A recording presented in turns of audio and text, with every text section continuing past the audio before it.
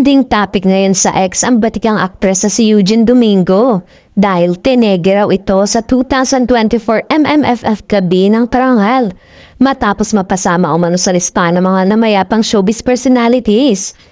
Tila, matalas ang paningin ng mga netizen na nanood ng gabi ng parangal dahil sila mismo ang pumansin na napasama raw sa lista ng mga namayapang showbiz personalities si Uge.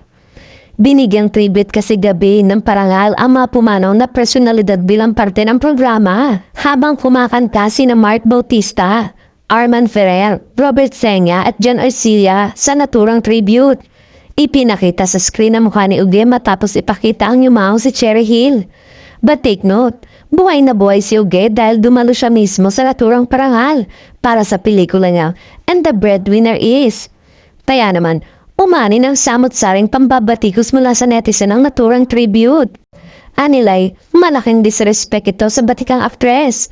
Pero may mga nagsabi rin na baka raw scripted ito dahil hindi naman daw maayos ang ipinakitang picture kay Uge. At alam naman daw na isa itong komedyante.